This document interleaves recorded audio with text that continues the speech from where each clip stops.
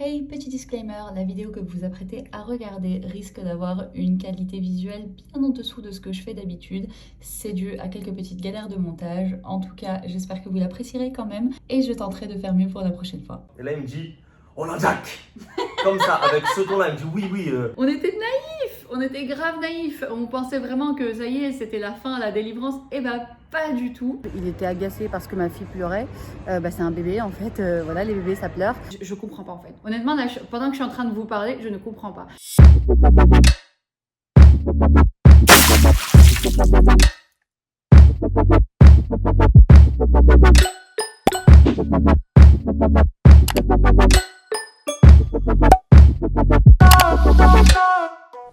Hi everyone, j'espère que vous allez bien. Je suis la fondatrice de Zia, la méthode accélérée et antiscolaire pour apprendre l'anglais en 3 mois sur ziazouai.com. Je sais, ça fait très longtemps que j'ai déserté YouTube, mais promis, j'avais une bonne excuse. L'année 2020 a été particulièrement chargée en émotions pour moi. Elle a été pour beaucoup d'entre vous. Dans mon cas, ça a été un événement particulier qui m'a beaucoup rempli l'année. Pour ceux qui me suivent déjà sur Instagram, vous savez déjà. Pour ceux qui ne me suivent pas, je vais vous expliquer un petit peu les raisons. Et puis, je vais vous expliquer aussi un peu les raisons de cette vidéo qui est un peu spéciale et que j'avais tellement hâte de faire. Donc, en fait, tout simplement, je suis tombée enceinte en janvier et du coup, j'ai préféré garder ma grossesse secrète. Donc, si vous essayez de retourner dans les vidéos d'avant, vous verrez voilà, que ça ne se voit pas. Enfin, peut-être que maintenant que je vous l'ai dit, vous vous direz « Ah, ça se voit quand même un peu ». Mais voilà, j'ai vraiment essayé de faire en sorte que ça ne se remarque pas. Je voulais tout simplement garder ça pour moi, voilà, pour plein de raisons différentes. Et du coup, j'ai accouché d'une magnifique petite fille en octobre du coup 2020. L'année a aussi été pleine professionnellement parlant, tout simplement parce que Zia est maintenant certifiée CPF depuis le mois de juillet. En août, on a sorti une nouvelle formation, donc Zia Pro, et en décembre, on a enfin lancé le fameux Productive Freak Planner qui est juste là. J'allais justement du coup commencer à planifier ma semaine. Donc il est sorti du coup en noir comme ceci et on l'a également sorti en rose pâle. Alors je sais que ça va pas du tout ressortir comme il faut, ça je le sais. Le soleil est en train de se coucher, les couleurs vont ressortir n'importe comment. Mais du coup, c'est deux planeurs absolument sublimes du coup qui malheureusement sont en rupture de stock. Ils se sont retrouvés en rupture de stock au bout de quelques heures. J'étais juste choquée parce que je pensais que j'avais prévu énormément de stock et au final pas du tout. Donc du coup là je sais pas exactement quand la vidéo sortira. Donc soit les planeurs seront toujours en rupture de stock, soit on aura lancé des préventes. Je vous mets évidemment le lien en barre d'infos pour que vous puissiez aller voir un petit peu voilà ce qu'il y a là-dedans, à quoi il ressemble tout ça. Donc je vous laisse découvrir tout ça. Alors pour ceux qui ont suivi un petit peu nos petites aventures, ça fait maintenant quasiment 1 an qu'on est ici à Istanbul. On s'y plaît énormément, on n'a absolument pas envie de partir, on est vraiment super bien ici. J'ai déjà fait plusieurs vidéos là-dessus, vous pouvez aller voir sur ma chaîne. Sauf que sur le plan administratif, c'est très compliqué ici, c'est très difficile, il y a beaucoup de choses qui ne vont pas. On m'a dit souvent oui, c'est comme en Algérie, c'est comme au Maroc, c'est comme en Tunisie. Honnêtement, je pense que c'est pire. Moi, je suis tunisienne, Bilal est algérien et on a eu affaire aux différents consulats, etc. Franchement, je pense qu'ici c'est pire. Les galères qu'on a eues, mais c'est... Enfin, là, je vais essayer de vous résumer et ça ne sera pas 1/10 de ce qui nous est arrivé. J'ai pris mon petit café pour me poser tranquillement et vous raconter. On arrive en janvier 2020, on est là pour à peu près 1 semaine. On se met à la recherche d'un appartement. On pensait vraiment pas trouver aussi rapidement, mais au final, je crois que ça a pris 3 ou 4 jours pour qu'on trouve un appartement et qu'on nous donne les clés. On visite plusieurs résidences, donc il y en a plusieurs qui nous plaisent pas mal, tout ça. Et puis on a un énorme coup de cœur pour notre résidence actuelle, donc on décide immédiatement de signer. Enfin, il y avait 0 hésitation. Alors, on n'était pas venu pour s'installer au départ, on prévoyait de s'installer prochainement, mais en gros là c'était juste du repérage et pour pouvoir trouver un appartement. Donc on repart en France pendant à peu près 3 semaines et on revient officiellement s'installer le 12 février, il me semble. Normalement, vous êtes censé avoir du coup un Ikamet, enfin c'est en gros le titre de séjour quoi. Donc vous êtes censé avoir un Ikamet pour pouvoir faire énormément de choses. Prendre une ligne de téléphone, internet, avoir une assurance santé. Sauf que du coup, au niveau appartement, ça allait parce que en général, surtout dans les résidences, ils sont très compréhensifs parce qu'il y a beaucoup d'étrangers, donc ils savent que voilà, on n'a pas tout de suite notre Ikamet. Ça, c'est un des gros défauts justement de la procédure, c'est qu'en fait, il faut absolument être sur place pour faire les démarches. Sauf que pour vivre sur place, on a besoin de l'ICAMET. Donc en gros, tout le temps entre votre demande et l'acceptation de l'ICAMET, en fait, vous devez vous débrouiller sans ICAMET, ce qui est très compliqué. Bref, donc on arrive le 12 février, tout de suite, on fait notre demande d'ICAMET. Et donc la réponse, c'est qu'on a un rendez-vous fin mai. À ce moment-là, vous savez très bien ce qui se passe, donc corona, confinement et compagnie. Vous ne pouvez pas avoir du coup de connexion internet sans ICAMET. On ne pouvait pas non plus avoir une assurance santé sans ICAMET, ce qui était très problématique, sachant que j'étais enceinte. Bilal bouge absolument partout. Partout, partout. Je ne vous raconte pas le nombre d'administrations qu'il a fait et à chaque fois, on l'envoyait bouler, on l'envoyait bouler, on l'envoyait bouler. Alors pourtant, c'est pas faute d'avoir tout essayé. Hein. Il a appelé un ami turc, il a lui-même essayé de parler turc, il a essayé de parler à différentes personnes, il a essayé en rédigeant une lettre. Enfin vraiment, c'est incroyable toutes les tentatives qu'on a pu faire et à chaque fois on nous envoyait bouler. Jusqu'au jour où il va, il me semble, à la préfecture de Fatia, je suis pas sûre, pareil, on l'envoie bouler et là il tombe sur une dame et il se dit vas-y je vais tenter avec elle un dernier coup et cette dame là était très gentille et a décidé du coup de lui donner un formulaire pour avoir un espèce de numéro TG temporaire, donc qui permettait du coup d'accéder à certains services, pas à tout, mais d'accéder à certaines choses voilà, auxquelles on peut pas accéder normalement sans numéro. Donc de là on a pu accéder à deux choses qui étaient vraiment vitales.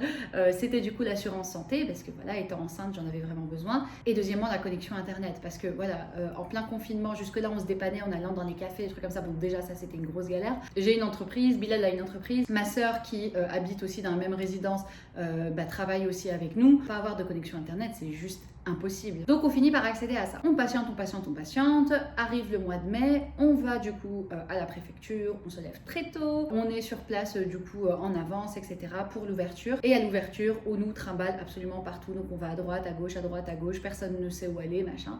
Et donc là on tombe du coup sur normalement le bureau qui était censé s'occuper de ça. La personne qui est à l'intérieur au début nous dit ouais allez voir sur internet, voilà. Sauf qu'on insiste, on lui dit écoutez je suis enceinte, il faudrait que je rentre parce que moi mon projet au départ c'était d'accoucher en France. À partir de là le mec nous montre en fait une liste qui montre en fait les dates de rendez-vous d'ICAMET et qui montre à quelle date elles sont reportées. Donc là on voit que notre date correspond à une autre date en août. Donc je sais pas si vous vous rendez compte, mai, août. D'accord, on est là depuis le mois de février. Donc on patiente, on tente aussi d'aller dans d'autres administrations, essayer de négocier quelque chose, machin. Well, rien, nada. Mon accouchement approche, toujours pas de signe de délivrance ou que ce soit. Je commence à me dire que je vais peut-être me retrouver à accoucher ici, ce qui n'était pas grave en soi. Hein. D'ailleurs, voilà, on avait, je me rappelle, fait une petite liste pour et contre. Voilà, en gros, tous les avantages et les inconvénients à accoucher en France et tous les avantages et les inconvénients à accoucher en Turquie. Et franchement, on n'arrivait pas à se décider. Donc, en soi, le fait d'accoucher ici, c'était pas forcément quelque chose de mauvais. C'est juste que j'aurais bien aimé pouvoir accoucher en France, là où il y a ma famille, etc. Et puis surtout là où on parle la langue en fait, tout simplement. Donc on arrive en août, là on se dit allez, ça y est, enfin on va enfin nous donner nos papiers. Et là encore une fois on nous balade avec l'administration turque. Si vous n'insistez pas, vous n'avez strictement rien. Donc il faut insister jusqu'à ce que quelqu'un finisse par vous écouter. Alors quand je dis insister, ne soyez pas irrespectueux, ne soyez pas malpoli parce que là les Turcs ils rigolent pas, d'accord? Surtout pas, c'est pas ça que je veux dire, mais insistez, montrez-leur que vous n'allez pas lâcher l'affaire, montrez-leur que vous êtes vraiment déterminé à ce qu'on s'occupe de vous. Donc après avoir énormément insisté, le monsieur nous explique qu'il n'y a plus de rendez-vous, qu'il suffisait simplement d'envoyer tout ça par courrier, ce qui est absolument pas ce qu'on nous a dit. Donc en fait le monsieur qui nous a... Je comprends pas en fait. Honnêtement, là, pendant que je suis en train de vous parler, je ne comprends pas. C'est-à-dire qu'en fait on nous a montré clairement une liste imprimée avec les rendez-vous et la nouvelle date à laquelle c'était déplacé. Donc comment c'est possible qu'à ce moment-là, il était déjà décidé qu'il n'y avait plus de rendez-vous? Je comprends pas. Honnêtement, je comprends pas. Je dis mais attendez, il nous a montré une liste avec les différents rendez-vous, tout ça. Il nous dit ouais c'est comme ça. Ça c'est la phrase préférée aussi, c'est ouais c'est comme ça. Là on commence un peu à péter un câble intérieurement parce que on a l'impression qu'en fait ça va jamais s'arrêter. Donc il nous explique tout simplement qu'il faut faire un courrier et envoyer en gros son dossier par courrier et que la réponse est généralement donnée en 3 mois. Donc à ce moment-là on est déjà en août. Donc clairement je comprends que mon accouchement c'est mort. Bref, donc on continue à prendre notre mal en patience et donc on constitue voilà le dossier, on met absolument tout dedans, etc. Et là, il faut payer du coup les différents frais. On essaye de le faire au centre des impôts, sauf que la personne qui est là-bas, en fait, essaye de nous arnaquer. Il nous dit oui, mais il faut payer ça en plus, machin, sauf qu'on s'est renseigné et c'est faux. Et, il n'y avait absolument pas besoin de faire ça. Donc du coup, bon voilà, il voulait se prendre un billet en plus. Donc on se dit, bah, on va le faire sur Internet. Sauf que notre dossier était expiré. Bah forcément, hein, on était déjà là depuis le mois de février. Donc entre-temps, il avait expiré. Donc du coup, on nous dit de refaire un dossier. On refait un dossier, on envoie le courrier, machin, et on attend avec impatience. Et je vous jure, quand je me dis que tous les jours, on était là en train de se dire, oui, peut-être que notre Icamet va arriver à la poste. On était naïfs, on était grave naïfs, on pensait vraiment que ça y est, c'était la fin, la délivrance, et bah pas du tout. C'est même le début des problèmes. J'ai accouché et là on apprend que notre demande d'Icamet a été refusée. Alors là on est vraiment tombé des nues parce que notre dossier était parfaitement complet. On avait même montré à une dame qui travaillait à la préfecture, elle nous avait dit que tout était bon, tout ça. Donc on comprenait absolument pas. Donc quand Bilal essaye d'aller se renseigner pour savoir ce qui se passe, en fait on lui dit que on est resté illégalement sur le territoire. Il faut savoir qu'on a le droit de rester jusqu'à 90 jours sans visa en Turquie. Et là, on leur dit, mais non, pas du tout, on n'est pas resté illégalement, on a fait notre demande dès le mois de février. Ils nous disent, ah non, non, nous, la demande qu'on a, c'est au mois d'août. Et donc là, on se dit, on est face à des personnes, quoi. On est face à des gens qui peuvent, comment dire, assimiler des situations sans... je veux dire, on n'est pas face à des robots qui traitent machinalement les choses. Ils vont bien comprendre que non seulement c'est pas de notre faute, mais c'est en réalité la leur. On leur explique que c'est eux qui nous ont induits en erreur, que c'est eux du coup qui ont annulé notre rendez-vous et qui ensuite nous ont dit de refaire un dossier. On leur explique qu'on s'est retrouvé face à un dossier qui était expiré, enfin bref, on leur explique absolument tout. Et là en fait ce qu'ils nous disent c'est concrètement le dossier que l'on prend en compte c'est celui d'août. Celui de février, on n'en a rien à faire. Et donc, en fait, ça signifie que de février à août, vous êtes resté illégalement sur le territoire. Donc, concrètement, ce qu'on nous dit, c'est c'est pas votre faute, mais on peut strictement rien faire pour vous. Et vous devez quitter le territoire dans un délai de 10 jours. Alors, à ce moment-là, j'avais déjà accouché. Évidemment, ma fille n'avait pas encore de passeport. Elle n'avait rien, d'ailleurs. Donc, quitter le territoire dans un délai de 10 jours, c'était littéralement impossible. Sachant que en sortant, on se prend une amende et potentiellement une interdiction de revenir dans le territoire pendant un moment donné. Donc franchement, là, à ce moment-là, ça a été hyper dur comme nouvelle, vraiment. Là, on a un peu craqué parce que voilà, ça fait 1 an qu'on est en train de lutter avec l'administration et qu'au final, c'est de pire en pire. Donc du coup, on contacte le consulat et ils nous disent, écoutez, c'était une dame vraiment super gentille qui nous dit, écoutez, je vais vraiment faire mon maximum pour vous donner un laissez-passer le plus rapidement possible. En gros, c'est un papier qu'il donne du coup à ma fille pour qu'elle puisse prendre l'avion sans passeport. Et elle nous dit, voilà, je vais vraiment faire mon maximum, tout ça. Donc elle était adorable. Sauf que... évidemment, elle tombe malade, elle a attrapé le Covid, donc elle part en congé maladie. La personne qui la remplace n'en a rien à faire de nous. Clairement, elle n'a pas envie de bosser, donc en fait, on n'arrête pas d'appeler, elle ignore nos appels. Ensuite, la secrétaire nous dit oui, je vais vous la passer, puis on nous raccroche au nez. Ensuite, on nous dit, ouais, finalement, envoyez-lui plutôt un mail. On envoie un mail, personne nous répond. Jusqu'au moment en fait où là vraiment j'ai fini par craquer, c'est que il y a quelques jours du coup, j'ai perdu mon cousin. Ça a été vraiment super dur. Tout le monde a pu partir du coup en Tunisie pour son enterrement. Moi j'étais coincée ici et vraiment c'était hyper dur à vivre. Et en fait j'ai appelé et franchement j'ai fondu en larmes. Je lui dis, je vous en supplie, par pitié, accordez-nous notre papier, on n'en peut plus en fait, on en a marre, on veut rentrer, on veut voir nos familles, quoi, c'est pas normal. Mais vraiment ça me ressemblait tellement pas de juste péter un câble et fondre en larmes au téléphone, mais vraiment j'étais à bout. Miracle, la personne en fait sur qui j'ai pété un câble et devant qui j'ai fondu en larmes, c'était la première dame qui en fait s'était occupée de notre dossier. Et elle était revenue ce jour-là. Franchement, Dieu a écouté mes prières. Elle est revenue pile au moment où ça y est, je pouvais plus supporter. Elle nous a dit, je suis vraiment désolée pour vous, je vais m'en occuper. Et 1 heure plus tard, je vous jure, ça faisait des semaines qu'on attendait, ça faisait 2 mois. Voilà. Ça faisait 2 mois qu'on attendait une réponse. Il a fallu 1 heure pour qu'elle nous dise, votre papier est prêt, vous pouvez venir le chercher mercredi. J'ai halluciné. halluciné. Donc du coup, on doit aller chercher le fameux papier et c'est normalement avec ça qu'on passe à l'aéroport. Ok, donc là on est dans la voiture, on se dirige vers Taksim pour aller au consulat. Petit bébé est là, donc on doit lui faire des photos. Honnêtement, je redoute un peu. J'ai toujours entendu que faire une photo d'identité à un bébé c'était super compliqué.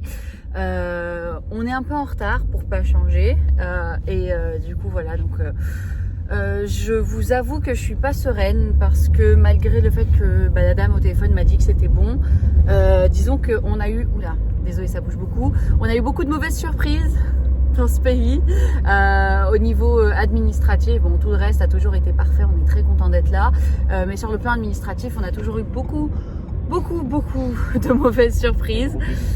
Pardon ? Et de rebondissements aussi. Donc voilà, malgré le fait qu'elle m'ait dit voilà, que c'était bon, je suis pas trop sereine.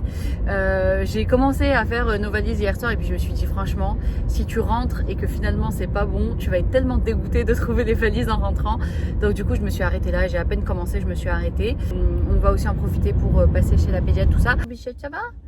Donc ça ne laisse pas énormément de temps, mais C'est un feu rouge. D'accord, on va reprendre. c'est rien. Donc là il vient de s'arrêter à un feu rouge, du coup elle est pas contente. Ok, donc là je vais m'arrêter là parce que sinon vous allez rien entendre et je vous reprends du coup tout à l'heure. La circulation à Istanbul, bon je pense que vous savez, je viens littéralement juste de vomir. Ça m'arrive régulièrement de vomir pendant la conduite ici.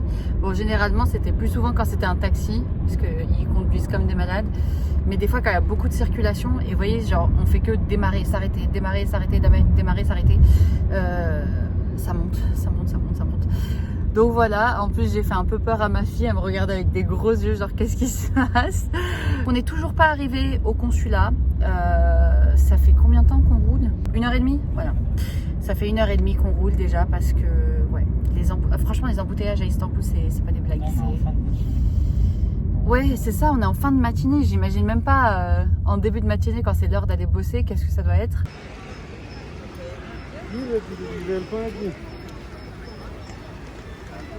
Randevumuz var.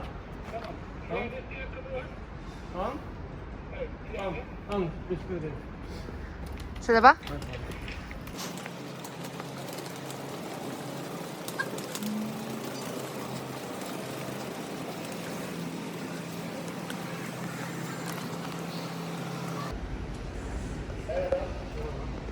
Bon, du coup je vous retrouve un petit peu plus tard. On nous a pris nos téléphones, donc j'ai pas pu filmer dans le consulat. Bon, de toute façon il n'y avait pas grand chose d'intéressant. Donc là on nous a expliqué, enfin on a rempli tous les papiers et tout ça, on nous a expliqué qu'on allait nous rappeler en début d'après-midi pour récupérer du coup le laissez-passer. Ça tombe bien, on a rendez-vous chez la pédiatre, donc voilà, c'est niveau timing on est bon. Voilà, donc là on va aller chez la pédiatre et puis on va du coup attendre le coup de fil du consulat pour aller récupérer notre papier. Ma pauvre petite princesse est en train de faire une échographie de la hanche. Comme vous pouvez l'entendre, elle n'apprécie pas des masses. Sinon, le plus important, le papier pour le bébé. Du coup, pendant qu'on était donc à l'hôpital, on a fait tous ces examens, tout ça. Le consulat nous a rappelé en nous disant que c'était bon, qu'on pouvait venir récupérer le papier. Donc du coup, on est tranquillement entre copines, un bébé. Donc tranquillement entre copines en train de l'attendre. Faites pas attention à ma tête, il n'y a rien qui va, j'ai pas dormi de la nuit, je suis extrêmement fatiguée, donc ça se voit. Bon, il n'y avait pas énormément de choix, j'ai pris un tiramisu et le petit thé bien sûr. But I don't know if you remember, we have like those bags. Alors je commence un petit peu à prendre les vêtements. Honnêtement je ne pense pas que je vais faire de tri. Je pense que je vais tout prendre comme ça je suis tranquille. J'ai pas besoin d'acheter de vêtements sur place ou quoi. Donc ce que j'ai fait c'est que j'ai pris en fait les vêtements qui lui vont maintenant plus une taille supplémentaire parce que honnêtement on sait pas combien de temps du coup on va rester là-bas. Nous idéalement on aimerait rester 1 mois, mais si on est banni du territoire si on est banni du territoire plus longtemps, faut quand même anticiper. Donc ma sœur, elle, a été bannie pendant 3 mois. Je vais enlever les cintres là de tout ça et puis les plier. Alors ça, c'est une robe que ma mère m'a ramenée du coup au moment de la naissance de ma fille. Alors bon, elle n'a plus trop d'actualité, mais elle voulait absolument que je la lui mette et que voilà, je prenne des photos avec. Le problème, c'est qu'elle est encore un peu trop grande pour ma fille. Donc je vais l'emmener du coup avec nous et comme ça en même temps je pourrai la lui rendre. Je voulais aussi vous montrer ces deux petits rangements que j'ai pris chez Ikea et en fait c'est juste top je trouve quand on est amené à voyager. En fait donc voilà, vous avez différents compartiments pour ranger vos affaires. Et en fait ce qui est bien c'est que ça se plie et ça se met à plat. Donc en fait ce que vous faites c'est que vous les mettez dans votre valise, ça prend pas de place, ça pèse quasi rien. Ça se pose en fait totalement à plat, donc il n'y a pas de risque que ça s'abîme ou quoi que ce soit. Et quand vous êtes, bon, pour nous dans notre cas, ça va être là chez nos familles, mais même quand on est amené à aller à l'hôtel ou quoi que ce soit, en fait, vous pouvez déplier ça et avoir les choses bien organisées pendant le temps de votre séjour, quoi. Donc je trouve ça hyper pratique. Bon, on a récupéré du coup les cadeaux pour la famille. Bon, pas très original, mais c'est une valeur sûre. C'est une catastrophe. Je sais pas comment on va mettre ça dans les valises. Ça pèse une tonne. Ça, ils l'ont offert. Je sais pas trop ce que c'est. Aucune idée de ce que c'est. Hop. Bilal, en fait, il fait toujours ami-ami un peu avec tout le monde. Du coup, ils lui ont donné ça en cadeau. Donc, en gros, ce que j'ai demandé, c'était des mélanges comme ça. Voilà. Étant donné que je connais pas forcément les goûts de tout le monde, je pense un petit mélange, c'est une valeur sûre. Ça, je pense que c'est des baklawas, du coup. Non, mais franchement, ça va être une cata pour le poids. Je pense qu'il va falloir en rajouter pas mal, là.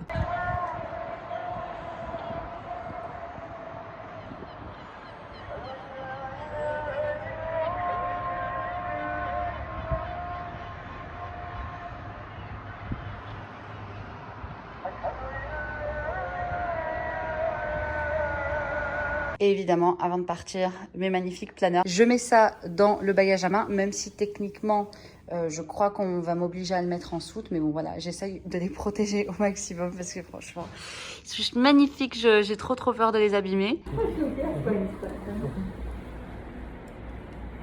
Bonjour tout le monde, il est 7h, nous sommes le 5 janvier. Nous avons fait une nuit blanche, je crois que ça se voit. La petite a eu une nuit, enfin bref, elle est dans un sale mood, elle est un peu énervée et là elle s'est enfin endormie. J'espère que ça va durer parce que franchement là, c'est la première fois que je voyage avec un bébé, je sais pas du tout comment ça va se passer donc je redoute un peu. Voilà. Bon, du coup, petit update sur l'aéroport. Donc, le laisser-passer est passé sans aucun problème, donc vraiment pas de souci de ce côté-là. Par contre, au niveau de l'immigration, mais c'est un truc de fou. On arrive, le mec super désagréable, il était agacé parce que ma fille pleurait. C'est un bébé en fait, voilà, les bébés ça pleure. Donc j'ai préféré la prendre et laisser Bilal régler ça. Et vous devinerez jamais, il a mis une amende à ma fille.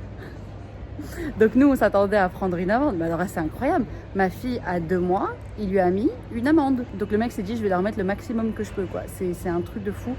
C'est vraiment à la tête, en fait. On sait jamais à quoi s'attendre.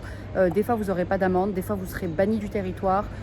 C'est un truc de fou. Mais vraiment, je m'attendais à tout. Sauf à ce qu'il mette une amende à ma fille, quoi. C'est un truc de malade.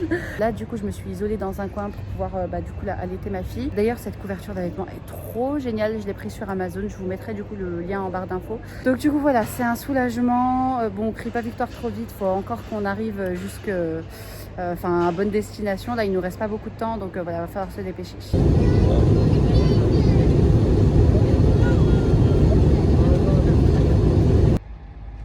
On est arrivé. Je vous jure, il nous arrivait tellement de galères que jusqu'au bout, je pensais que ça allait pas passer, quoi. Jusqu'au bout, je me suis dit, on va pas réussir à venir. Et puis, grâce à Dieu, on est là. Franchement, alhamdoulilah, je suis vraiment trop heureuse. Ça fait trop plaisir. Bon, Bilal n'est pas content du tout.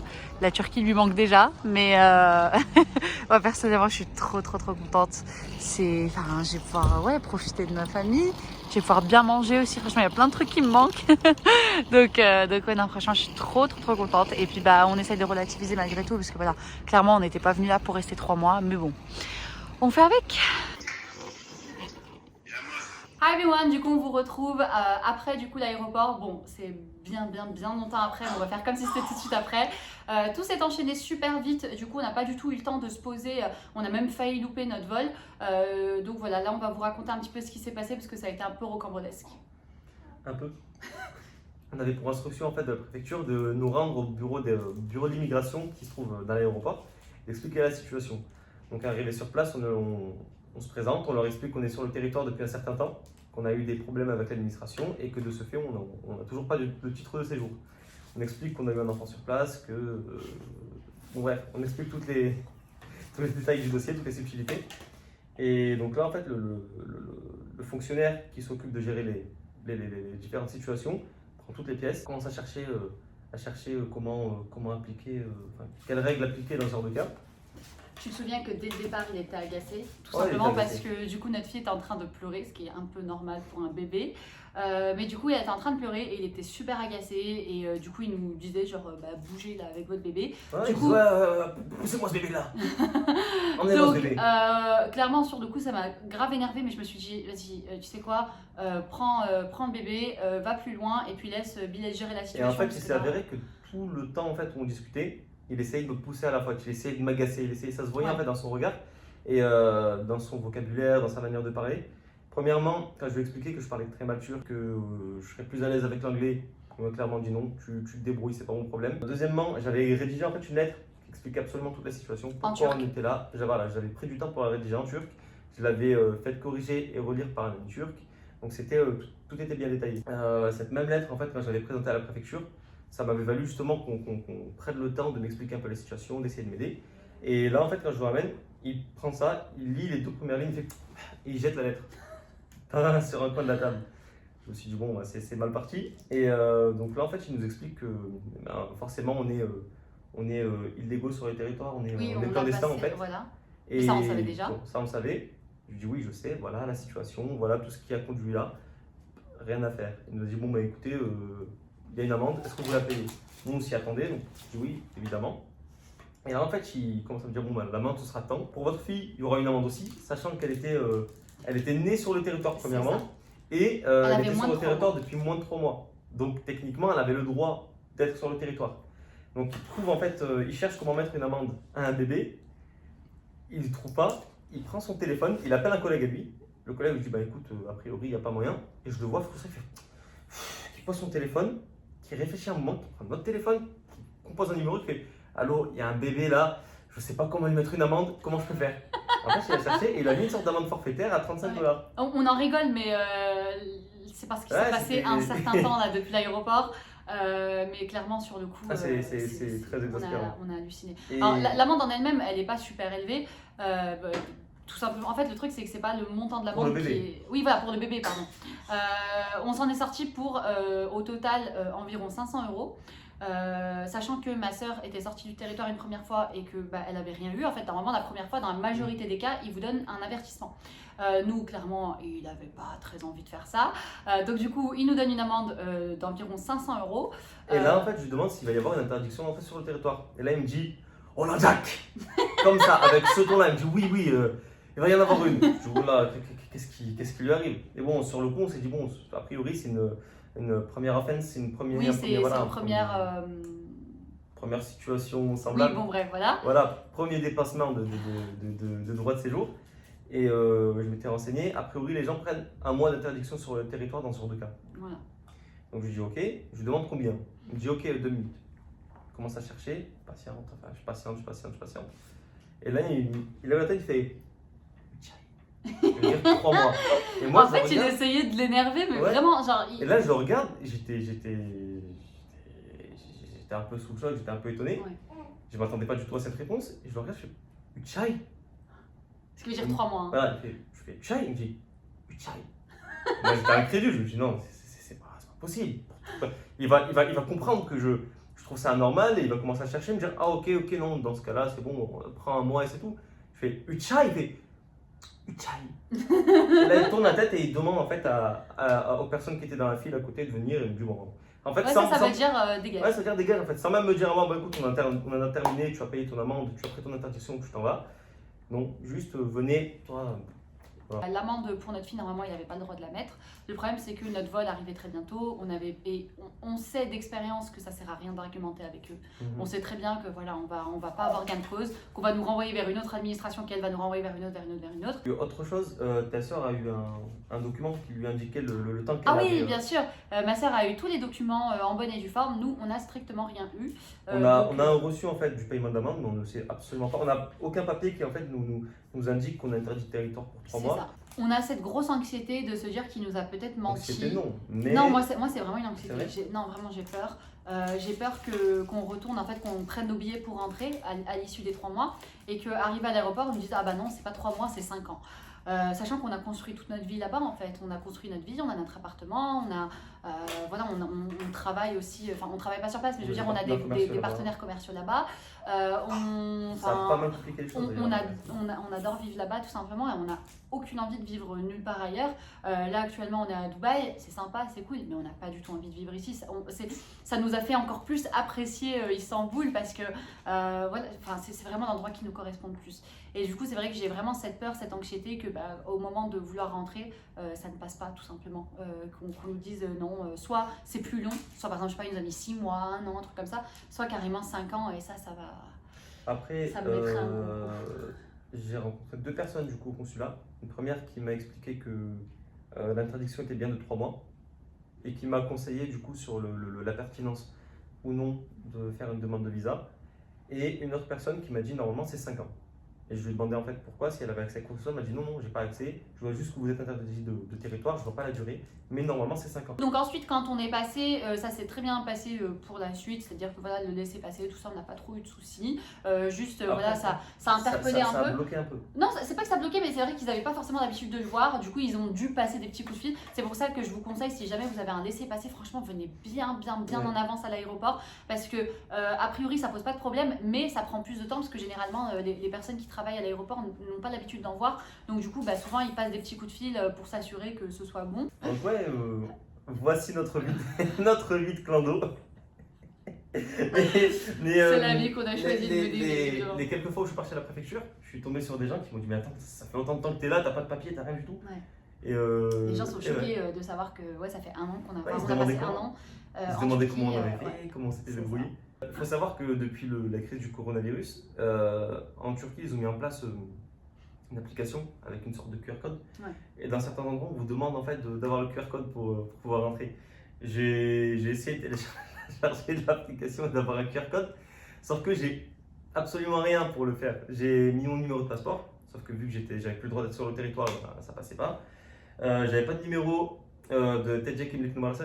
D'ailleurs, justement, quand j'ai dit ça à la femme du consulat, elle m'a dit vous n'avez pas un TJ Kimlik Numarasa, vous avez un Yabancı Kimlik Numarasa.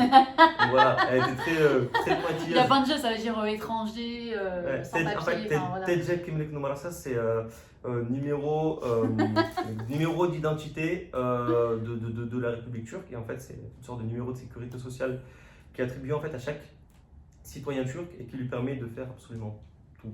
On vous demande en fait dans toutes les démarches pour payer vos factures, pour plein de choses.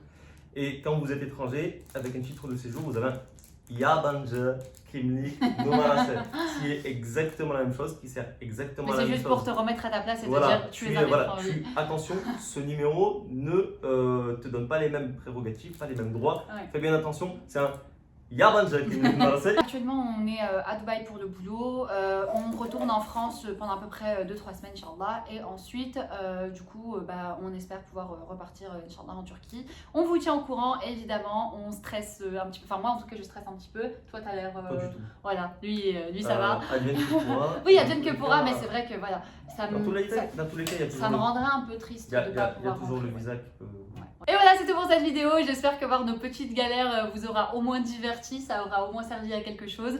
En tout cas, je reviens officiellement sur YouTube. Je sais que ça fait très longtemps et je reçois plein de messages qui me disent t'es où. Mais du coup, je reviens officiellement. Donc n'oubliez pas de vous abonner. Suivez-moi aussi sur Instagram, c'est là que je suis la plus active. Je vous partage plein d'astuces, de bons plans, de trucs, de machins. Et je vous partage aussi un petit peu de bouts de ma vie quotidienne pour voilà, essayer de vous inspirer un maximum. Et à bientôt dans un nouvel épisode de Vie ma vie de clando.